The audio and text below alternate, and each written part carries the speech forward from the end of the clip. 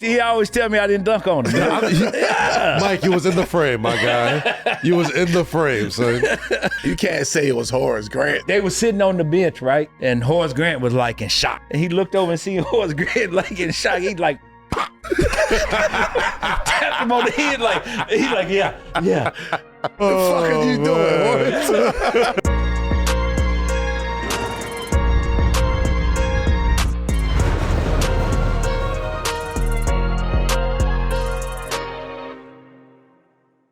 Yo, peace. Welcome back to 7 p.m. in Brooklyn. I'm Carmelo Anthony here with my co-host. You know what it is. My name is Kazeem Famuyide. You can call me Kaz, and this is a Wave original presented by FanDuel, the official sports betting partner of the NBA. Melo. Yes. Let's get into it. Great timing. Our guest today represents New York basketball in its rawest form, undrafted, overlooked, counted out before he ever got a real shot. He fought his way into the league, into the Garden, and into the heart of the city. He guarded legends without blinking and carried the weight of New York every single night. A true New York Knick, John Starks. Welcome to the Hook. Yeah. Thank you, sir. Legend. Thank you. Great to be here. Yes.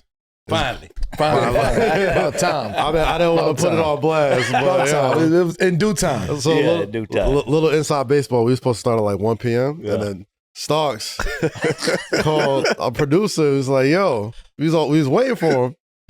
He's like, yo, y'all really don't tape at 7 p.m. so we waited just a little bit longer. But yo, before we get into this one, let's start how we always start every episode with the Connect. We have to talk about this video that has been circulating from what I think one of the most fun nights to be a basketball fan, because I was on my timeout. What is this? What is this? Like, like you gotta be a true basketball fan to remember this. I feel like what were you dancing? Like, did you get hit in the chest? What was I was doing the funky chicken on the floor. Man, my daughter showed me that. I was like, she talking about, what was you doing? I'm looking, where I'm at? She said, that's you on the floor. I'm looking, I'm like, oh, snap, that is me on the floor. Yeah. I don't know what happened, bro. I really don't. Do you not remember that game or what was going on? I do not. I do not. I don't know what I was doing down there. Maybe I got hit or something. I was frustrated. Something. Yeah. It had something to do with that. So I'm not sure. Was it a turnover? What happened? Was it a No, Melo. It had to be a turnover. Yeah, it must be. Yeah, missed shot. Or you just needed to get a quick ab exercise in. He probably didn't get the last shot. Oh man! Oh, Man, I don't know why I was down there, bro. I don't. But she showed me that. I'm like, oh, you tripping? I don't know why I was down there. I don't know what I was doing for a second, man. Man, chalk that up as I don't know. God, was that for game? Yeah, that was a game. That was a game. Like, no, that was a game. Oh shit! I did some crazy stuff in my career, but that right there, I don't know. I don't know about that one. Yeah, wow. John, like, I gotta swing it to the same situation you were in when you were just laying on the floor, like in the middle of a game. That's what y'all gonna do, huh? And JR He's so locked into the game. You gonna stomp me on my head or anything? You thought you said a screen? Yo, champ, you gonna stomp me out or anything? I really blacked out, though. Yeah, like we both blacked out differently. Oh my God. I blacked out. I don't know what it looks like to y'all, but to fans, it just looked like I just need to get this rest right now, no matter what's happening. Does it feel like a long time for y'all? Because it feels like forever watching it. Like y'all just sitting down for like an hour. That was a long time for me. Yeah, because the game kept going. The game was over. His situation. The game At least was his was over. like a half It's on to the next game. My situation, I was dead. Oh man, you do things in your career, and as a player, you block a lot of stuff out. Right. But when you see it on film, you can't block that out. Yeah, film don't lie. Film don't lie, as they say. Film don't lie. That was crazy. Man. But like we said at the beginning of the show, it's really dope having you here today, especially here, bro. Last couple of weeks. You know what I mean? Knicks fans is already flooding the chat. I could imagine them going crazy just because you know, Knicks fans are some of the most loyal fans in all of sports. That's true. And between y'all two, y'all make up a high majority of Knicks fans' favorite players. Yeah. You know what I'm saying? So I'd love to just hear the perspective of like how y'all even met, especially with like the Knicks alumni nights and everything that we've seen with like the history of Knick greats, you know, like talk to me about that sort of connect between y'all two. I think it came when Melo first came here. Mm-hmm. You know, they was talking about bringing Melo in and, you know, surrounding him with a team. And I'm like, we can get him. That'd be ideal. Yeah. You know what I mean? And I remember, I think it was Donnie at the time, you know, trying to, you know, do something with Denver and get him here. I think Steve was involved with that. Obviously, Jim got involved with that and finally made it happen. You know what I mean? And that was like, for me personally, having him come here, it was like, okay, we're getting ready to turn this thing around. You know what I mean? Because I admired him when he was in Denver and what he brought to the table, even when he was in Syracuse, you know, what he brought to the table. You know what I mean? So I knew what type of player we was getting ready to get, you know, someone going to come out there and just lay it all out there on the line every single night. And being the superstar that he is, he didn't disappoint. You know, sometimes you get them and they don't they disappoint. And it happened a lot. You know what I mean? Like, a lot of guys we thought was going to be the one to. Because New York is a different animal. Yes. You know what I mean? And some guys can handle it and some guys couldn't. And when you get a superstar coming in here such as himself, it's like, okay, him being who he is and that mentality fit perfect with New York. Yeah. You know what I mean? And some guys come in here and they come with all this cachet and they get here and like eyes get bigger than what it is because these lights like they can't handle it. You know what I mean? And so, but he embraced it. Obviously, being from New York and growing up in Baltimore, you know what I mean? He's been through what New York is all about, the grind, the gritty and everything, you know what I mean? And so his mentality was New York, you know what I mean? And so I was like excited as soon as he came step in and I was like, this shit getting ready to turn all the way around. You know what I mean? And we did. We did. Right. So. And it's always tied into the glory days of your team, you know what I mean? And Melo, obviously, growing up watching the 90s Knicks, like what was sort of your connect to John Starks? Maybe even before you met him, just watching him play. I mean, again, this was a time we were students of the game. You know what I mean? So you respected, you had a different level of respect for the guys that came before you. You knew who was who and who wasn't. You know what I mean? So you had a different level of respect. Me coming to New York, I also understood what I was stepping into. I knew that every night that I was playing, I had to impress those guys. Yeah. Because those guys are the ones who really stamping, okay, he representing what we represented. Right? Because they the guys. Right. So if they stamping you, you doing something right.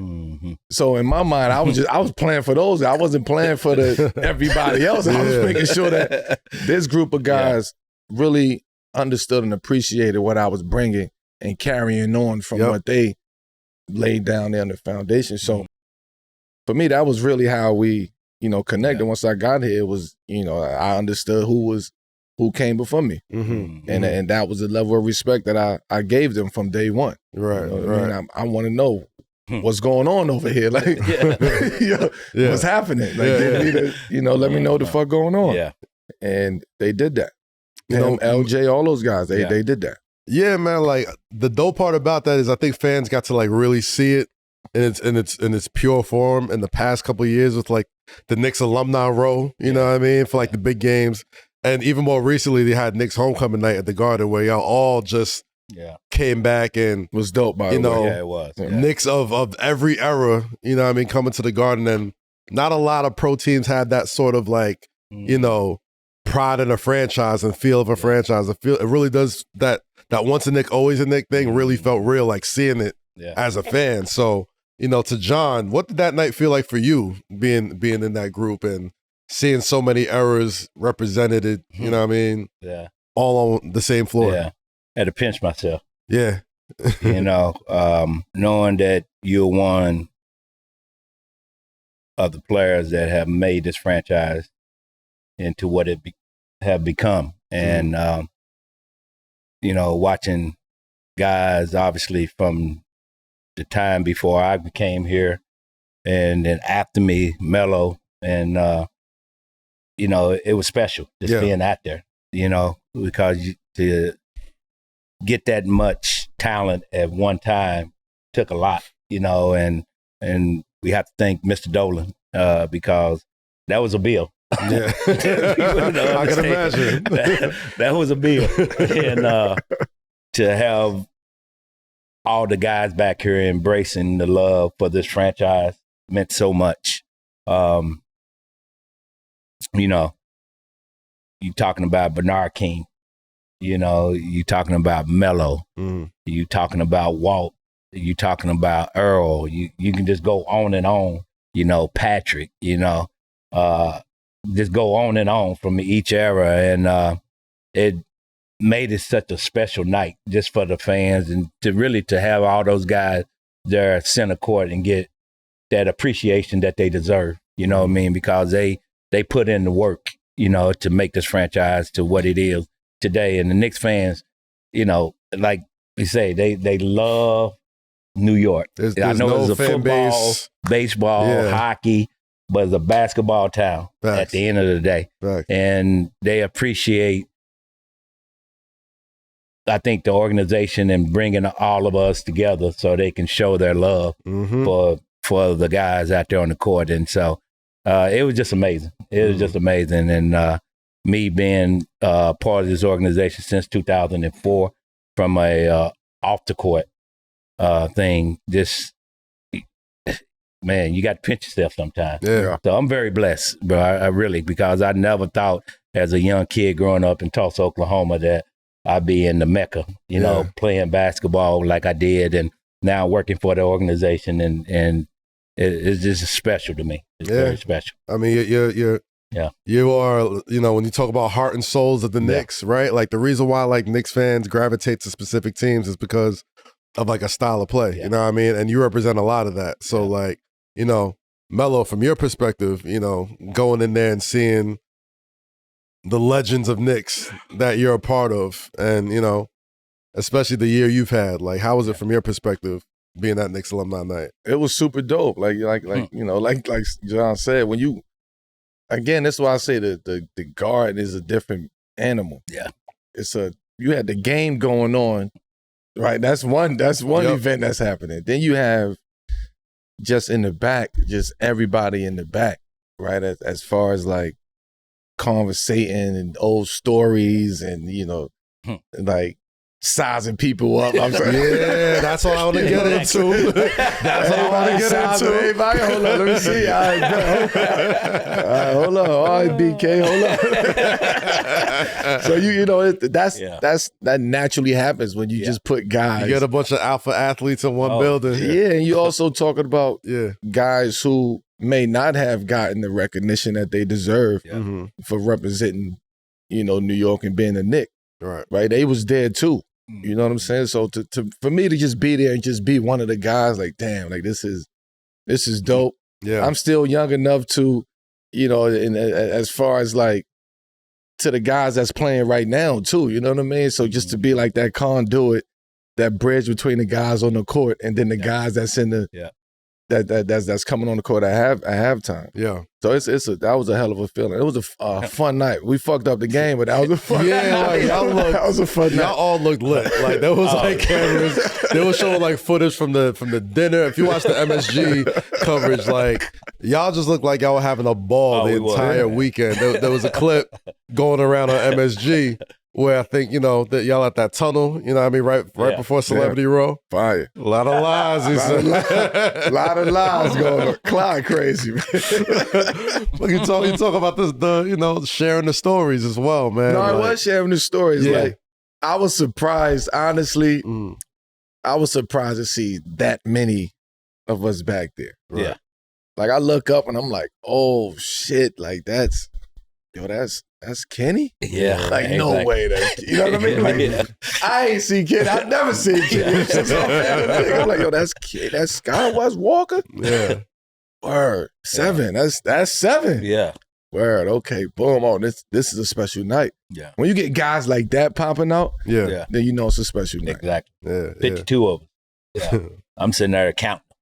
There's a lot of guys up here. Right. Yeah. No, And it's a it was lot pretty that's cool. missing. Yeah. Yeah. There's a lot that's missing. missing. Yeah. But I think that's what makes like being a Knicks fan so dope, though, because as dope as it was probably for y'all to sort of get back and have those moments, like I think it was dope for us as fans to like watch it and just see like how much greatness throughout league history has like jumped through. Even if they were Knicks for like you guys, to most Knicks fans like are close to life for Knicks, but there were guys that maybe spent like a year or two as Knicks that were there, but just because they went to the field, what I think was the energy of being a New York Knick. Like there's really no other team that has the type of energy it has, like win, lose, or draw. Yeah. And I think it's because of the fans. Imagine a kid coming to the game to watch Jalen Brunson and the Knicks and Cat and all of those guys. And then they get a chance also to see the lineage of Knicks history. Yeah. Like that's a hell of a night. That's a 2 for 1. Yeah. I get to see my team who I'm cheering for right now, but I also get to see the history, the history of this and how we got to this right here. I wish we could have won that game. As a kid, I'm saying you're gonna remember that. People gonna remember it, but a kid gonna remember that. Of course. Even though we didn't win it that night, just the night alone. You know what I mean? Just for what Melo said, kid, like, wow. They go back to school, tell their friends, hey man, I went to the Knicks game, they lost, but I got to see the history of the Knicks. Man, you know that blue and orange. What made it special. Yeah. That blue and orange is very special. Yeah, it is. I mean? It definitely is. If you're a fan or even as a player, like it's magical. It's magical being a Knicks fan, and you're all jealous. That's the true facts. You guys had some great nights in the Garden, magical nights, legendary nights that have like sort of told the story of this league. John, I want to know what your favorite night in Madison Square Garden ever was. Oh, it definitely have to be when we beat Indiana in Game 7. Yeah. You know what I mean? To get to the championship. But just to be able to win Game 6, to bring it home, because nobody gave us a chance. My man Spike Lee, he thanks me all the time for that game. Oh, yeah. Because he felt like he was going to be the scapegoat if we lost that series right there. But just bringing it back to, I always tell people, if you can get to a Game 7 in New York, it's a lot. Yeah. For the most part. And for us to come back and win that game after being down 3-2 and going in there and winning Game 6, and me on the free throw line would made it for me from a special standpoint that I got a chance to close it out against our nemesis, the Indiana Pacers, as they say. Even though we kicked their butt constantly, you can go look at the record. That's a fact. My ass constantly. It's just good marketing. They show those Reggie highlights, and you swear the Pacers would dog walk the Knicks. I'm like, actually, the Knicks won a lot of those games and those series. Exactly. It was great moments. Reggie. 7 points and 3, however long it was. Like I seen it was. As far as like favorite nights, was that the worst night where Reggie pulled off that? To put you into that situation? Oh, for sure. Yeah, no, definitely. Because I thought the game, I thought the game was over with, and but I was telling, because I had Reggie under control. Yeah, so I knew how to play him because I've been playing him all these years, and one thing you could not let him do is get going. And so I can remember getting set down in the third quarter, at the end of the third quarter, and Coach brought Hubert in. Yep. And I told Hubert, stay with him, stick to him. Do not give him an opening. He didn't do it. That sucker got high. I'm sitting on the bench. I'm steaming. Because that's all it takes. Yeah. Once a player, I don't care who it is, if a player get going and get hot in this league, it's hard to shut their water off. Especially him. Yeah, especially him. And he got going, and Coach put me back in. It was like a wrap from there. Right. Like he's gone. He's going now. You know what I mean? Up to 3 quarters, he was like under control. That fourth quarter, he went berserk. Yeah. And I'm like, oh man, trying to shut this kid off. And the crazy thing about it, even though he did what he did, we still had a chance to win that game. I went to the free throw line. I'm like in shock. Yeah. I'm like, what the hell just happened? Game is over with. I go to the free throw line, and I don't know what happened. Like the first shot, I almost like blanked out because I'm still thinking about what the. Instead of like concentrating, then I missed the second one. Then we go in overtime. Yeah. Obviously, they end up winning, but it's like that was it. That game right there, kind of, it still stings me to this day. Still stings every Knicks fan. Yeah. Every Knicks fan. I didn't even, we had the rundown. It's like, ask John Starks what the worst night in the Garden was. I'm like, I'm pretty sure I can guess which one it was, man. Like that still hurts to this day. I hate that he's putting the choke sign up there. Yeah, it's like, God, we still. Spike and Spike's my dude, trying to like swagger jack it down, doing it. It's just, that was nasty. Always it's nasty work, Reg. Always the crazy, man. God damn. Man, Melo. You hurt. Yeah, bro. You opened up some old wounds. I mean, shout out Reggie Miller. He's a legend, but damn, it's incredible. Yo, it's the last call for football on FanDuel. One final Sunday, one last kickoff. The final chance to place your bets before the NFL season closes. It's Tab. This is Super Bowl 60, and FanDuel is making sure you're on it. If you're a new customer, bet $5 and get $200 in bonus bets if you win. So whether you're backing the favorite, riding with the underdog, or building one last same-game parlay, make it count. Because after the Super Bowl, the season is over, and football is officially done. Last call for football on FanDuel, an official sports book partner of Super Bowl 60. Visit FanDuel.com/7 p.m. to get started. Restrictions apply. See terms at sportsbook.fanduel.com. Gambling problem? Call 1-800-GAMBLER or visit rg-help.com. Call 1-888-789-7777 or visit ccpg.org/chat in Connecticut or visit mdgamblinghelp.org in Maryland. Hope is here. Visit gamblinghelplinema.org or call 1-800-327-5050 for 24/7 support in Massachusetts, or call 1-877-8-HOPE-NY or text HOPE-NY in New York. Here at 7 p.m., we start every show with a connect. Being connected is one thing, being rewarded for it is another. As an Xfinity customer, you're automatically an Xfinity member. That means you get access to magical benefits just for being part of it. We're talking epic experiences, everyday perks, special discounts, and surprises you didn't even know were coming. It's more than service. It's value beyond the screen. Xfinity membership rewards you just for showing up, because loyalty should just come with real benefits. That's Xfinity membership. You had a very unconventional path to the league, right? I think by the time this drops, All-Star reserves will, be announced and whatnot, but you were very, very close from not making it. Yeah. Extremely close. Yeah. To stay in the league after going undrafted, including making the Knicks roster after Patrick Ewing injured you in practice, right? I think you tried to bang on him. Yeah. And I had to. And they couldn't cut you, right? They couldn't cut me. All right. They couldn't cut starter. Hold up. Got undrafted in a starter on the finals team. Yeah. You know what I mean? That was rare. Yeah. Then and it's rare now. So let's put perspective in that. Of course. But go ahead. It's I wanna start from like how you sort of made it into the league, because people being undrafted was unheard of and sticking around in there. So like, tell me how how you really made it in there. Man, if I go back to my past, we'd be here all night. Yeah. When I was coming out of junior college, so I had a choice I had to make. Either go play Division II, Division III, or take this 1-year opportunity to play Division I basketball at Oklahoma State. Mm-hmm. And so I was married at the time, had my son, and I was talking to my wife, and I was saying, I can go play at Appalachian State somewhere, and or I can go to Oklahoma State for this 1 year, because I had screwed up when I got in college. So my eligibility had kind of timed out from far as playing 2 years. And so I said, you know what, I got to take this opportunity to be on the big stage and get looked at. So I decided to go play with Coach Hamilton, Leonard Hamilton. Mm-hmm. And remember Richard Dumas? Absolutely. Yeah.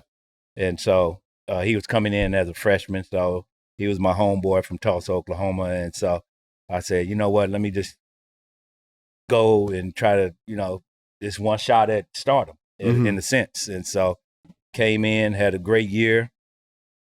Coach Brown, Larry Brown, who was the coach at Kansas at the time, saw me from playing against him and Danny Manning. They won the championship that year against OU. And he liked what he saw in me. And Coach Self, it's crazy.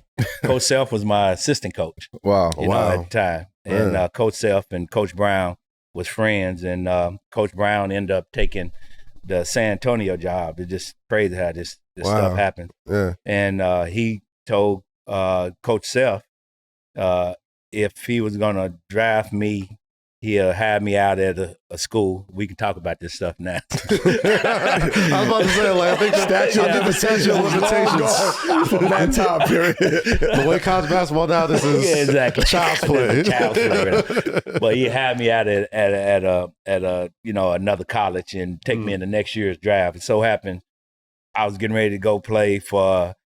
I said okay. So I was getting ready to go play for Grand Canyon, Paul Westphal. Yeah, okay. He was a coach at the time. They just won the national championship. And he ended up taking a assistant coach job with the Phoenix Suns. So I said, well, I ain't going there. And so I said, you know what? I said, Coach Self, tell Coach Brown I'm coming out. And he said, well, we can't draft him, but he can come into free agent camp. Gotcha. And because they already had their draft pick was Vernon Maxwell. Okay. So me and Max was in training camp together. And so I ended up having a great training camp. Had like a lot of people asking me, you know, who's your agent? I didn't have an agent at the time. Yeah. And so I called my coach, Coach Ham. I said, I need an agent.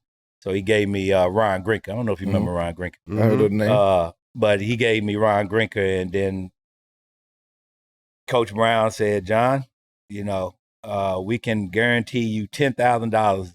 You know, this is like play money right now.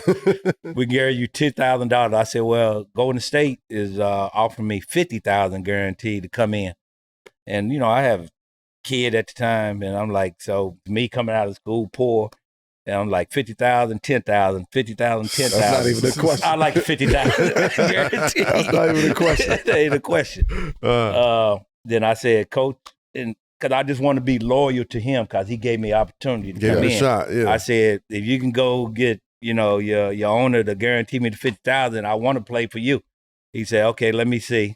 Come back. He said, no, that's all. I said, well, Coach, I got to go, man. I got to take this 50,000. Yeah. I got to go to Golden State. Didn't realize the you know, economics of living in Golden State and compared to living in Texas. Yeah. Living in the Bay Area, a lot different. You'd have took that 50,000. I think that was going very fast. Exactly, going very fast. So I ended up going out to Golden State, ended up obviously making the team, playing with Mitch Richmond, Malik Manute, Chris Mullin, you know, Ralph Sampson, playing with all these guys, and end up, you know, having a decent year, but wasn't a great year because he wasn't playing me that much. Yeah. Just because of some stuff I'm not going to get into with Coach Nelson. I'm going to give him his respect tonight. Okay. All right. I'm going to ask you about that later in the conversation, just so you can finish the story. So end up getting, you know, released at the end of the season. Yeah. So I was about, during the summertime, I'm playing in this Pro-Am down in Texas, end up getting hurt and not going to training camp. I was supposed to go sign with Indiana Pacers. Wow. That's who I was supposed to be playing with. And I don't want to imagine the world with your Pacers. I'm the same way, bro. Nah. And so I end up, you know, getting stuck in the CBA because I couldn't go to any training camps. Okay. That following season. So that's how I got stuck down there. And end up getting looked at doing when I was in World Basketball League, WBL. I was in the World Basketball League, and the great Dick McGuire saw me, that came and watched me play. I think I had like 40-some points. Said, yeah, you can come into camp. So I came into camp, and that's how I got with the Knicks. Yeah. So I went from playing street basketball, because that was basically what I was doing, to the NBA in 2 years.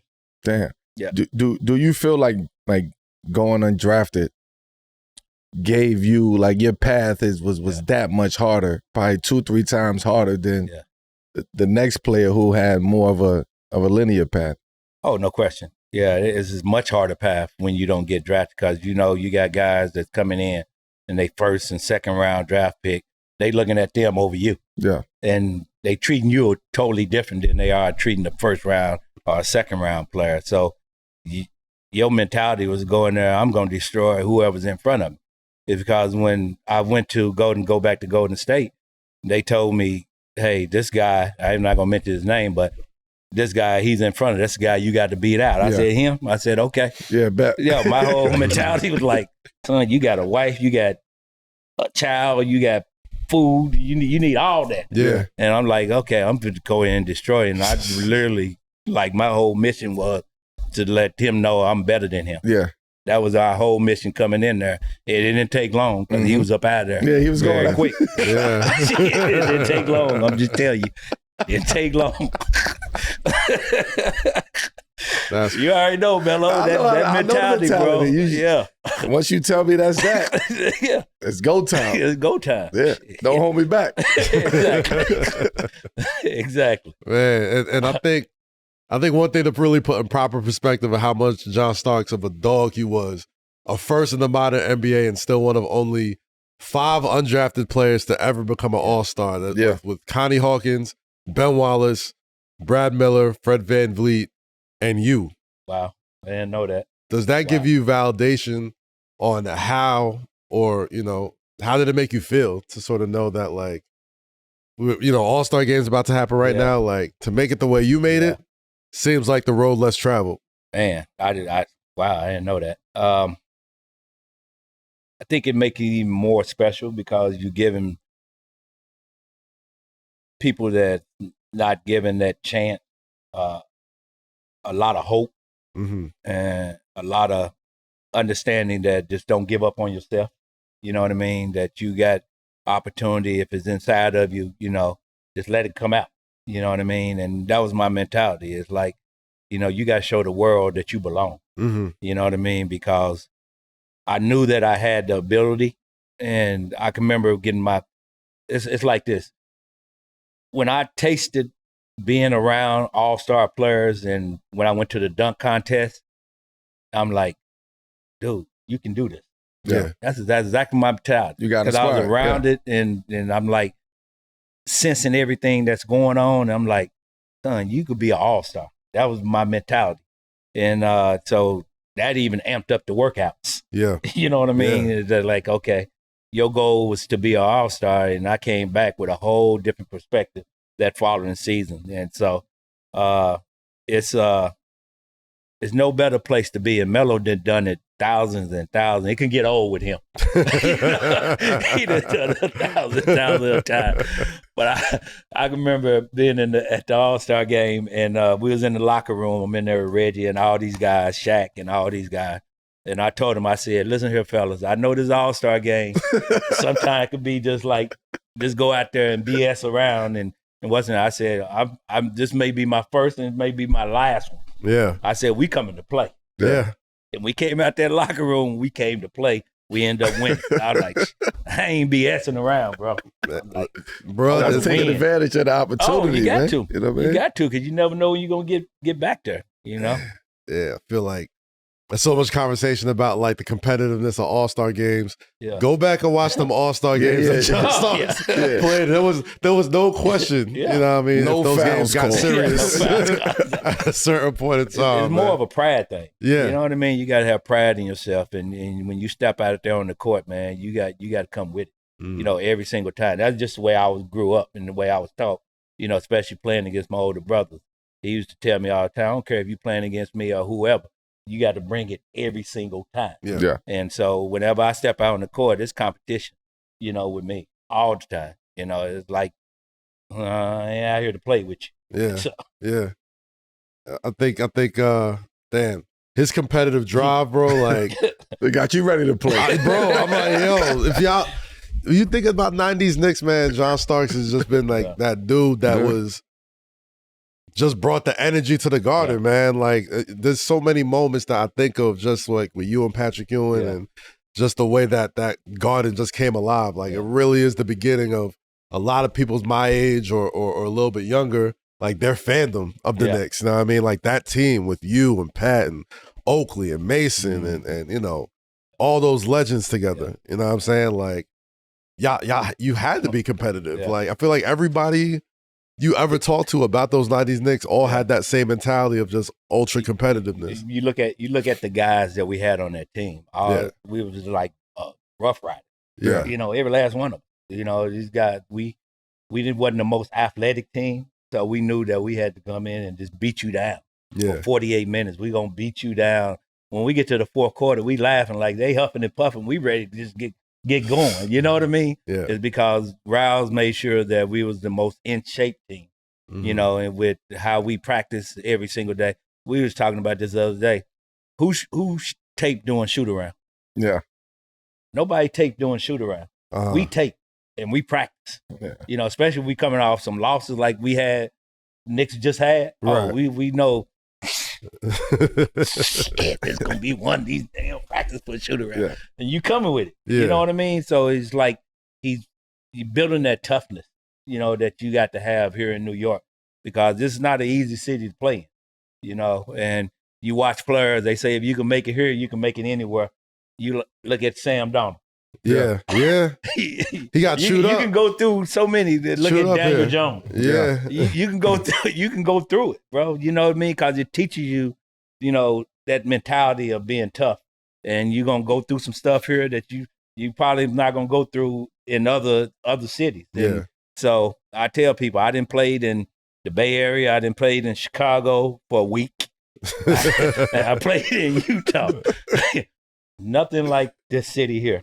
You know what I mean? And it gives you that mental toughness that you need in order to make it. With Pat being so structured, and your sense of chaos, like how did y'all like mesh? And where did y'all meet at in the middle in order to make that work? If you saw Coach Riley in practice, he had that chaos in practice. He's chaotic. He's chaotic. He's chaotic. Yeah. But he's all, you know, that structure of, you know, that culture, that structure, and you ready to go. Yeah. It's like, how did y'all meet in the middle with that? Yeah. So one thing about Coach Riley, he always wanted to kind of put a bubble around us, in a sense. Like now you see like cameras and stuff in practice and certain practices that you see around the league. None of that would fly with him, period. You know what I mean? He keep the media out. We're in here as a group, 12 guys, the coaches, and we focusing on what we have to get done. That was his mentality. You know what I mean? Block out the outside noise. You know, the best advice when I came here was from Trent Tucker. He said, John, he started to see me have a lot of success. He said, John, you going to start to get all these, you know, people talking about you, this and that, this and that. He said, do not read the newspaper. Don't listen to talk radio, because you let all that outside stuff get inside your mind and you take it out there on the court. And for my 8 years here in New York, I didn't read a newspaper. I didn't, you know, listen to talk radio. Either I got that from like people talking or something like that. Right. Other than that, I was so focused on just like winning. And Coach Riley, everything that he set up for us as a team, as an organization, everything that we had to do was all about winning. You know, how we flew, how we ate, you know, what you're doing within your personal life, everything, you know. So he had to try to get control of all of that, because he know we had to be the most focused team out there on the court. Yeah. You know, because we wasn't the most talented team. You know, outside the few players that we had, we were just some rough riders. Y'all was together though. We was together. Yeah, y'all was together. Together. And you know, in order for you to win at this level, you have to be in sync with one another on and off the court. And you have to, you know, understand that, you know, you can do certain things on the court, then you get off the court, everybody go their own separate way. That's not a team. You know, you got to be able to come together, eat. You got to be able to talk about personal problems. You got to be there for your teammate. And that's just the way we are. Even to this day, you know, I have guys calling me, you know, talking about certain things and what's not, but I got to be there for them. You know what I mean? They my teammate. Speaking of teammates, talk about a team full of guys that were rough and you know, will have you back. What was like having Charles Oakley as a teammate, a guy who's famously famously has his teammates' backs. Yeah, he does. Definitely. Yeah. Oak, let me tell you something. If he tell you something, you can take that to the bank. Yeah. When he tell you something, you can count on it. I done seen him many a time. Y'all done seen him many a time. You know, one thing about him, and he's just a special, individual. You know, even to this day, Oak my dude. You know what I mean? No matter what. And so, he always had your back. He let you know he got his back. I tell guys, and guys on other teams know that Oak has your back. So I wasn't a big kid, you know what I mean? So I used to buck up to a lot of people knowing that I got these monsters around. So I could act a fool all day, because they're not going to mess with you. You know what I mean? It's like, you got your big brother, you a little dude, you got your big brother, they know, man, he just talking noise. Yeah, I'm talking noise, but I know I got this back here, that's Oak. You know what I mean? Yeah. Oak, my dude, yeah. Man, that's the one. Yeah. That's the one guy I wish one day if you do another Knicks alumni homecoming game. Yeah. No, we would as love dope as that was. We bring Oak ass back. When Oak get back, we bringing you back. We gotta make this right. Fuck all of that. We bringing you back. We gotta make this right somehow, man. For real. No question. Yo, obviously Patrick Ewing, the franchise of that team, the anchor. Yeah. But everybody knew you brought a different type of energy. I mean, for my money, there were certain nights where you were the best player on that floor. Yeah. You know what I'm saying? So how did you and Pat sort of balance that sort of ability to take the lead, whether it's Pat's night, your night? Yeah. Majority of it was Patrick night. Let's get that straight. Big fella, let's get it straight. It's your night. I just want to shoot a little bit. That's all.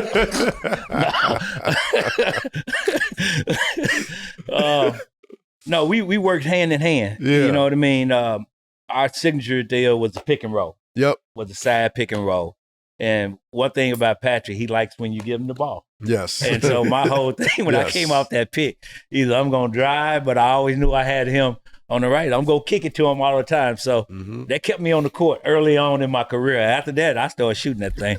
I went, big fella, I got to get shoot this one. He said me all the time, man. He's like, man, who would have passed that ball? I was like, big fella, I want to shoot too. Shit, come on, let me shoot too. That's all. No, but he was our go-to guy. Obviously, Pat was a beast, man. He's one thing about him is that when I first came to the Knicks, and obviously me trying to dunk on him, he always tell me that he's my savior.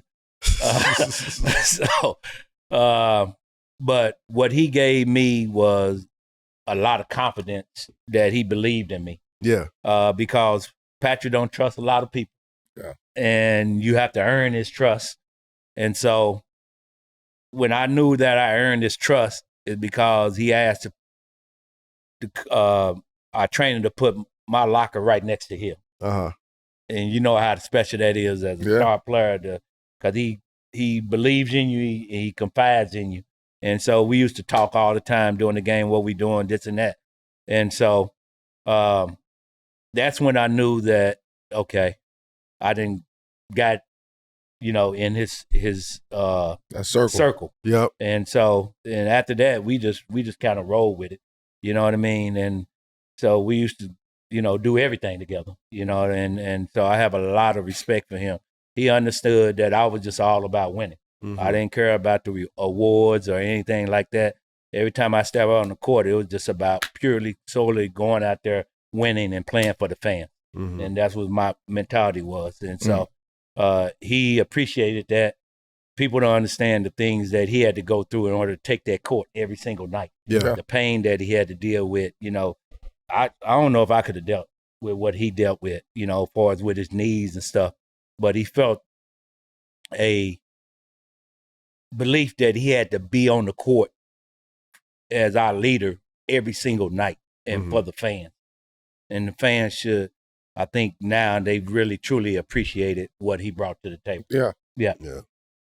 I mean, you saw a lot of that too, just as a fan, and a lot of that sort of drove your decision to want to be a Knick as well. Just seeing those teams and how they sort of like brought that energy to the city. We all made our Patrick Knees jokes and stuff like that, but like a certain level of grit that Knicks teams played with, this was definitely something that like attracted you to be there. and be We part saw of that franchise. I mean, you see it. Yeah. I mean, how could you not like want to be as a competitor? Right. You looking at 90s teams and you like, damn, if I could have been on that team right there. Like you start implementing yourself into these fictional places, you know what I mean? On these teams and rosters and what ifs, you know, you start going through that phase, but you also understand, again, I said this earlier, who is who? You know what I mean? It's like, we know the real. we know who's who. So when you know that, it makes everything else that much better. Yeah. To know who was on those teams, who held it down here and how they held it down, but also how delicate the fan base take those guys. Like they carry those guys very delicate. So for me to come here and not put forth that same energy and effort, forget wins and losses, like if you don't do that, then you might as well pack your shit and get up out of here. So that's how I looked at it. Yeah. That's one thing about Knicks fans. They deal with the wins and losses, but they can't deal with a player that's loafing at all. Yep. If you step out on that court, you better be giving 110%. Now, we could deal with the losses, but if you're not giving 110%, no, you're not gonna make it in this city. Yeah. I think that's the quickest way to ingratiate yourself to the Knicks fans. Yeah. Just play hard. Just play hard. Just always play hard. You know, like that's all you need to do. The fan talk. Not talking to anyone in particular. I'm just saying. Just play hard. This city will rise for you. Yeah, that's true. It will Nah, be. you're right. It's nothing. There's nothing like it. You all saw it the past couple playoffs. It's incredible. John, I got to talk to you about those matchups with the great Michael Jordan. Yeah. You know what I mean? Those playoff battles that is just burned in the brains of NBA fans, Knicks fans everywhere, man. You had your wife study or tape the Bulls games when you were in college so you could study them. Yeah. And before you even made it to the league. So like you were kind of like trying to figure him out even before you were matched up with him in the biggest games of your career. Tell me about some of those incredible matchups with Mike. Thank you to Roll for sponsoring this video. I'm not a real Roll Sparks user, but I'm excited to tell you what it's all about. Tap into the clutch gene mindset, the confidence of being ready, whether it's tip-off or crunch time. Roll Sparks brings that same edge to the bedroom, helping you feel prepared, confident, and consistently elite when it matters most. All right, Rose Sparks are a 2-in-1 prescription treatment for guys who are harder and more controlled erections. They hit the bloodstream fast because they dissolve under the tongue, and getting hard fast means there's less waiting to perform. After Rose Sparks dissolve, they work in 15 minutes on average. Plus, Rose Sparks dual action formula stays active in your system up to 36 hours, so you can be ready the morning after. Roll connects guys with a medical provider 100% online, and if approved, treatment ships directly to their door. If prescribed, new sexual health patients get $15 off their first order of Sparks on a recurring plan. Connect with a provider at ro.co/7pm to find out if prescription Roll Sparks are right for you. That's ro.co/7pm for $15 off your first order. Sparks is a compounded drug product. Compounded drugs are permitted to be prescribed under federal law, but are not FDA approved and do not undergo FDA safety, effectiveness, or manufacturer review. For full safety information, go to ro.co/safety-info. The season's heating up and DoorDash has a way to keep fans in their bag the whole way through. Whether you're watching for the highlights or your favorite player, DoorDash makes it even more fun to be a fan this season. As somebody who always added new moves to his game, we all know players have their bags. But with DoorDash, fans also have one too. NBA stress is real, and if you need some emotional therapy, just hit up DoorDash, and they'll bring you anything from fries to a face mask. The real double OT is me fighting sleep and snacking because I'm reliving all the highlights. It's not just about what happens on the court. If your favorite player hits the tunnel in some fresh sneakers, no worries. You can shop fits and kicks right on DoorDash. From tip-off to OT, stay in your bag and order on DoorDash. Get snacks, drinks, and gear delivered, whatever gets you through the season. DoorDash in your bag all season long. Woo! Where should I start? Probably from the first time I got a chance to play with him when I was coming up RR play against him, I should say. Yeah. When I was coming off IR with the Knicks, and when I first got to the Knicks, and my first game off of IR was against Chicago, and my matchup obviously was Mike. And I always tell the story is like he tried to post me up, and I gave him an elbow in the back. And he looked at me, he looked down, like, before the end of the game, you're gonna be calling me Mr. Jordan, right? And so I ended up having a good game. I ran. He was getting ready to walk off the court. I ran up to it. I said, "You didn't get Mr. Jordan out of me, right?" So it just kind of started from there. Yeah. One thing about our matchups, and I tell people this, unlike me and Reggie's matchup, our matchup is more of a competitive thing. Yeah. Yep. Me and Reggie's more divisive. Mhm. You know what I mean? Because I just had a hate. And he had a hate for me. You know what I mean? and I know this shit ain't about my sister. I love it. It's never gonna be our sister. It's all love. We can talk like it now. Yeah.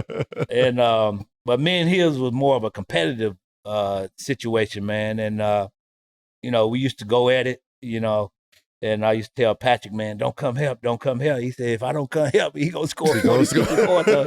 I don't care. Let him score. Just shut everybody else down. Yeah. And obviously he didn't hit me for about 55 a few times, but it's more of a competitive thing with him. Right. Man. I always tell people this: he's the most balanced athlete that I ever played against. Seemed like he was always on balance. Yeah. And one thing you knew about him, the game is never over with.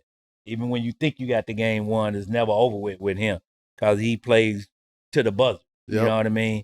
And that's something that I learned playing against him.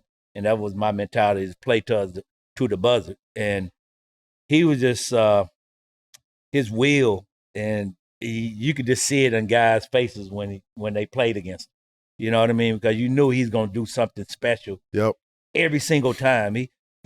It's coming down the stretch of games, you rarely see him make mistakes. And that's what you appreciated from a player standpoint, is that his precision on trying to close out games was so precise. Yeah. I look at all the old tapes that we played in the games they beat us, and I'm watching the plays that he made. I'm like, dude, who makes those plays? Yeah. You know what I mean? Yeah. Whether it's hitting shots, whether it's making the correct passes, whether it's just getting guys wide open, you know what I mean? He always made the right play. And so it's funny because when I was watching, when he came back in 95? Yep. The end of 95. And I can remember watching the game before when they was playing against the Atlanta Hawks in Atlanta. And he hit the game-winning shot. I'm watching the game. I'm like, then he goes down and like, next game is against us. I'm like,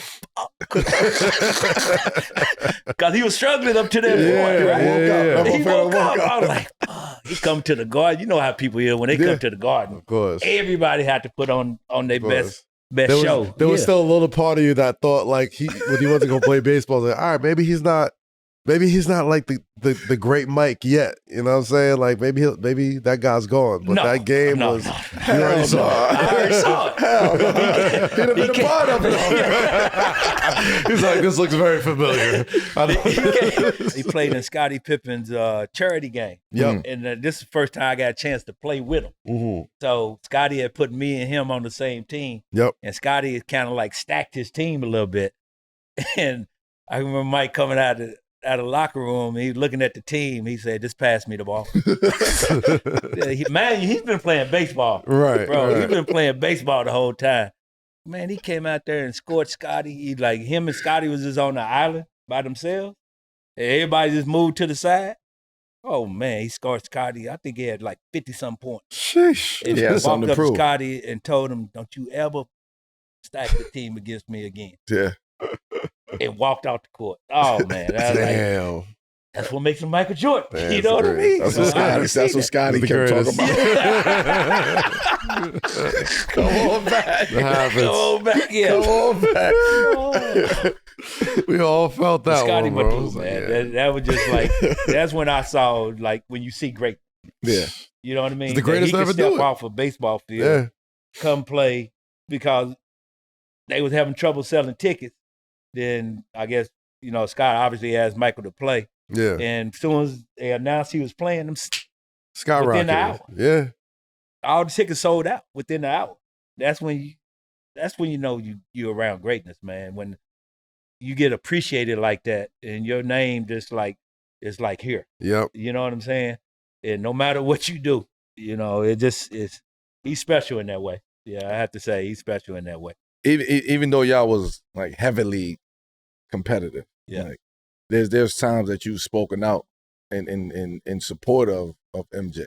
Yeah. Like, what made you feel like, okay, like enough is enough with whatever that was going on? Like, I got to speak up. I feel like this is my time to hold somebody down, even though I compete with them every single night at the highest level. It's still humanity that's a part of this too. Yeah. And that's a brother of mine that I feel like I need to speak up about. Yeah, it was you talking about when he was going through the whole In Atlantic City, Atlantic City thing. Yeah, you know, and we just came out, we 2-0, that was the year of the dunk, obviously. And you know, they was getting on him about, you know, going down to Atlantic City the night before the game and what have you, and what's the name. And so when we played him in Chicago, and me and him got into a little altercation out on the court. It wasn't nothing like we was going to throw hands or anything like that. And then we was pushing each other, and they end up kicking me out the game. Yeah. Just for like this, you know. You knew there was a kicking Mike out Fuck there. you, that whole thing. John, you out. Like, what? So Hey, Mike, you good? I was about to say, you know they're not kicking Mike out the game. In Chicago, it's not happening. Kicked me out the game. So I'm back there in the locker room. I'm steaming, this and that. And the media come in because I obviously know they're going to what's the name. Then I just went off on them. You know, and you know, I had to like say exactly what I felt that they was doing to him, which was unjust. Right. You know what I mean? And I was saying that this man understands out of anybody in this league how to get ready to play a basketball game. Yeah. And y'all kind of overstepped their boundaries far as, you know, reporting on his personal life, which they got nothing to do with what he does on the court. Yeah. You know what I mean? However he gets ready off the court, that's his time away from the game, and he should deserve the respect out of everybody in this league to be able to relax the way he want to relax. Yeah. I said if Chicago had a problem with it, that's the team thing. Yeah. They don't have anything for y'all to report on this man's personal life and what he does to get ready for a basketball game. Right. Because I'm pretty sure he know how to get ready for a basketball game. Absolutely. And I said, y'all need to keep it to the court. You know what I mean? And he appreciated that. He sent word through Patrick to apologize for whatever we was doing out there on the court. And Right. I appreciate that coming from him because he didn't have to do it. Right. You know what I mean? But I say as much as he done for this league, he deserves that quiet time in his life. Yeah. You know what I mean? And so I got on the reporters about that, but they understood. Yeah. You know, one thing about reporters back then, once you approach them and you talk to them like they're a man, People, they understand. They get the point. So it was all cool from there. Did that change how did that change the relationship or friendship after that moment? I think he appreciated that, and I think our friendship grew after that. Yeah. It really did. You know what I mean? Because it wasn't about basketball. Yeah. This is about you as a human being. Absolutely. You know what I mean? As a man. And so I think he truly, truly appreciate that. Even though once he stepped back on the court, I'm still trying to kick you. I know he was thinking the same thing. You know, that's just the way it is. You know what I mean? But you know, even to this day, you know, we have an appreciation for one another. Yeah, it really does. I got to talk to you about the dunk. You mentioned it earlier. Legendary moment in the Garden. Go ahead. It's a legendary moment. You say you and Mike still talk? He always tell me I didn't dunk on him. Mike, you was in the frame, my guy. You was in the frame, son. That's the definition of a poster. Shouldn't have jumped. Should have stayed on the ground. You can't say it was Horace Grant. I mean, Horace Grant got the worst of it. I mean, you know, he was first, you but can't you say it's was Horace Grant. People, they forget Horace Grant. Who I dunked over. Mike, I tell people. Hey. Oh, Oh man! Damn. If you run that whole clip, it's the most funniest thing. Yeah. Because That's a sick clip too. By the way. I know, right? The whole clip. So what's the name? But you had to go all the way through it. The play. But they were sitting on the bench, right? Yeah. And the game wasn't over with. I think that put us up by 5, I believe, or something. And Horace Grant was like in shock. He just looking like stern. And Mike sitting over there, he's chewing his what's name. He still the game still in the balance. And he looked over and seen Horace Grant like in shock. He's like, pop. Tapped him on the head he's like, yeah. Yeah, you're right. What are you doing? Exactly. We still got a chance to win this game. What are you doing? He's in shock, right?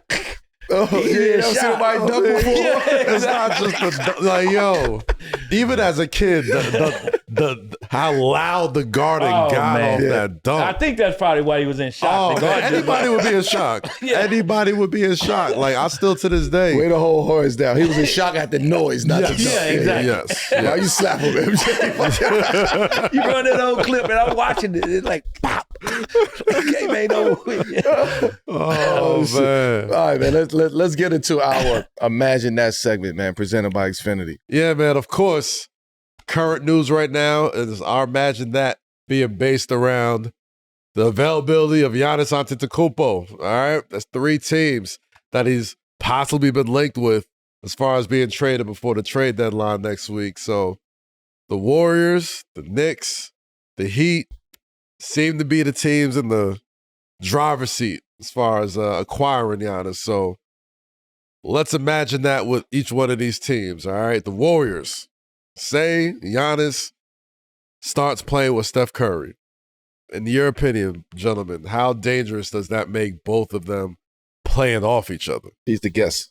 He's a great player. He can play with anybody. Great players just know how to adjust their games. And yeah, they definitely be a dangerous team. Wherever Giannis go, you gonna be dangerous no matter what. And but I want to imagine that, man.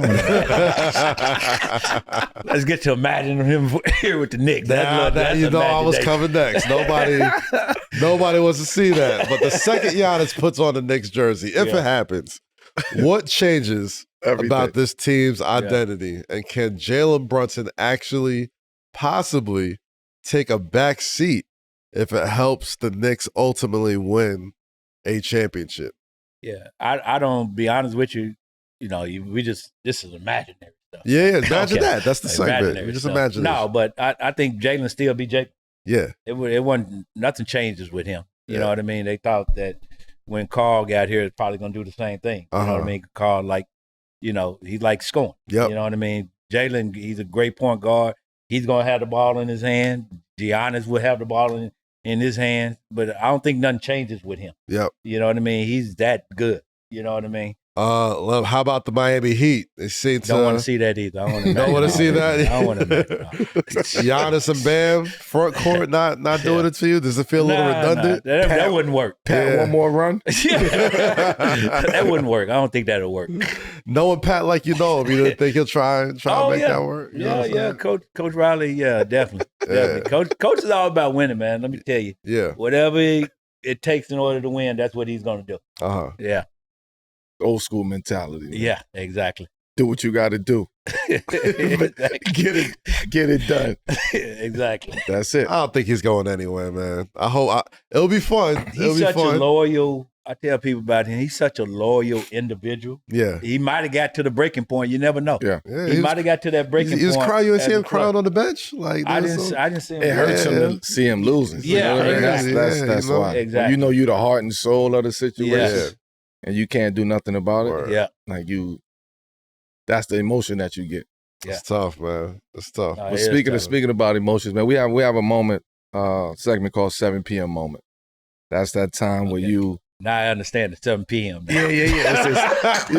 Not the time. Not the time. It's a moment. It's just a moment. It's a moment. Sorry, guys. It don't really take at 7 p.m. We don't. I hate to break it to y'all. It makes sense, though. It makes sense. But it's that time in your life where you hit that fork on the road and you got to make a decision. Either I'm going to go left or I'm going to get right and do what I got to do. Yeah. Like, what was your 7 p.m. moment? My 7 p.m. moment was when I was 20 years old. Was my 7 p.m. moment. I was out doing dirt in the streets with my brother, and I had a choice I had to make in his living room. It's like, do I keep this gun and this bag in my hand, or do I put it down and get back in school? Mm-hmm. And literally, it was at that point I dropped to my knees and prayed and asked God for the understanding. And put that bag and that gun down, and I got back in school. And that would change my life. I was at that crossroad, whether I'm going to keep doing this. And he understood. Mm-hmm. You know what I mean? He had to go do a bid for a minute. You know what I mean? And I went the other way. He didn't try to force me to stay or what have you. He understood that I needed to make a change. Yeah. You know what I mean? And so I was able to make that change, and it was like my whole world just started going in a different direction.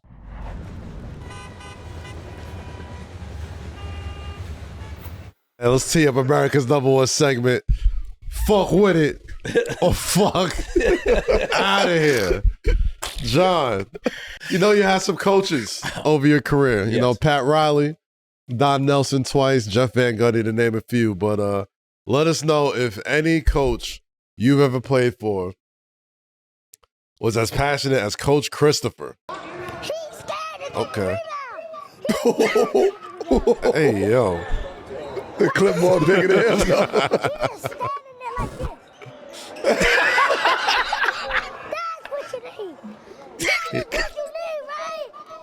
And the children are our future for real, yo.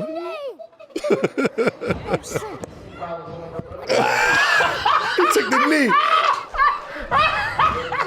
Dude, this ain't AI. That's not AI. That's a real kid. Oh, that's a real He can coach one of my teams any day. Any day. He can coach one of my AAU teams any day. That's incredible. Wow, that's amazing, man. Man. That is amazing.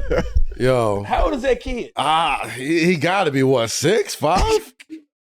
Maybe. Oh. I don't know. He's like motivated too. He's 5 Yeah. going on 50 He a motivator, too. man. Yeah. That is amazing. That's what I'm talking about. Yeah. That's what I'm talking about. Yeah. It's fine. They got on one knee. They drew up a play. Oh, man. Yo, so fuck with him. Fuck out of here, John Starks. Baby Doc Rivers. Oh, no, I fuck with it. Fuck with it. That's special, man. But that's like incredible that, you know, where this young man's mind is. Yeah. Yeah. At that age. Early. Yeah. I ain't never seen nothing like that. You can't teach passion of the game like that. No. That's so dope. I don't know. Was Doc's voice like that when y'all were teammates? Like that raspy like, or did that just develop over time? Quick story about Doc. So Doc came to the Knicks, right? So, you know, I've been watching Doc when he was with Atlanta, you know, Marquette. All this time he came to the Knicks. We getting Doc Rivers, blah, blah, blah. So we in the game, right? We playing. And you know me, I tend to get a little physical, a little crazy sometimes. I get out of my mind sometimes. Even to this day, I get out of my mind sometimes. So what's the name? And this is just the way our team was. So we can like curse at each other. Yeah. And we didn't take it personal, right? Like, man, what the you doing? Get over here, blah, blah, blah. We didn't take it personal.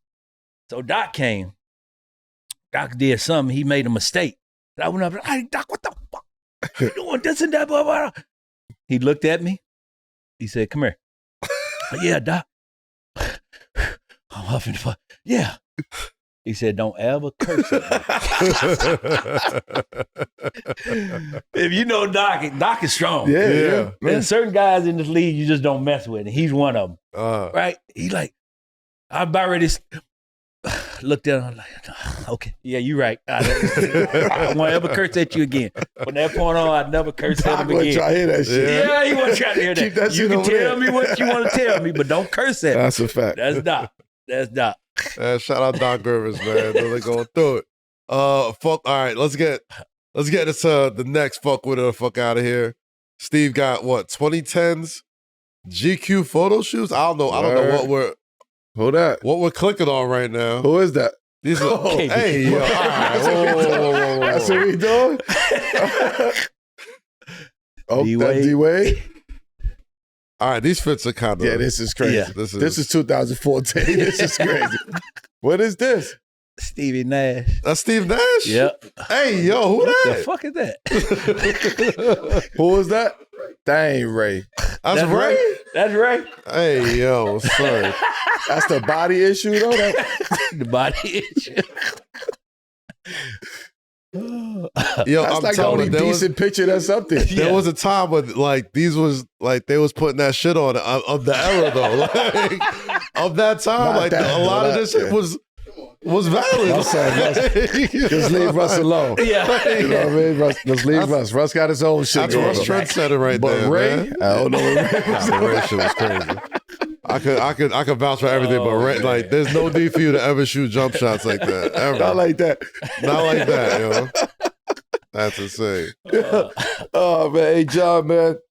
We're going to wrap this up, man. Yes, We appreciate you coming in and blessing us over here, man, and being a major, representation of New York Knicks and New York to the rest of the world, and just your impact in the community with the players, with the organization, with the team, and continue to being that voice for everybody. So we appreciate you stopping through, man, and let's see what we do in the second half of the season. I know, right? Man, listen. All-Star break couldn't come quick enough. Yeah.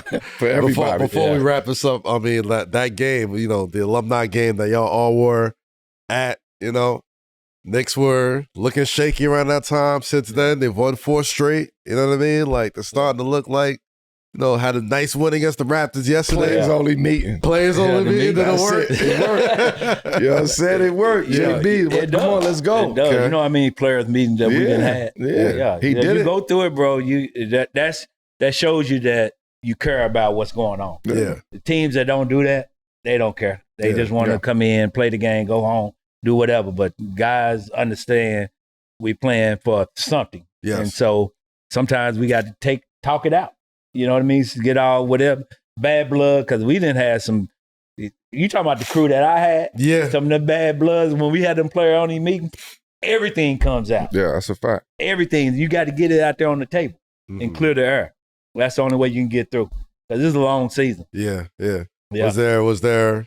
I mean, describe some of those players only means. I feel like there's different ways that different players and leaders of teams do it. How did y'all handle yours? No, whoever can call it. Okay. It don't have to be from your captain. It don't have to be from whatever. Whoever they feel like something is going on that we need to air it out. Yeah.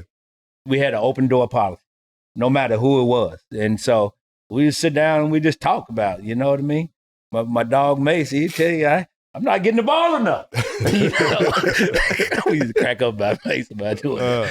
But yeah, we used to just, whatever's on our mind, we had to get it out and clear the air. And that's the only way you can go forward as a team. So when they said that they was having a players only meeting, I said good. Yeah. Because something is going on. Yeah. Something is not right. They recognize it's something as well. Yeah. Slippage. That what Rouse used to say. Slippage. And honestly, I think a lot of it had to do. I think that game was like a nice checkpoint for where the Knicks was, because I don't know about y'all, but it was something about them losing that game, all y'all watching it happen, and all of us just being like, yo, something's up. Like, what's going on? What's going on, y'all? A lot of eyeballs. Yeah, a lot of eyeballs on there. So it's They back to playing. They back. get to the All-Star break healthy, man. They back.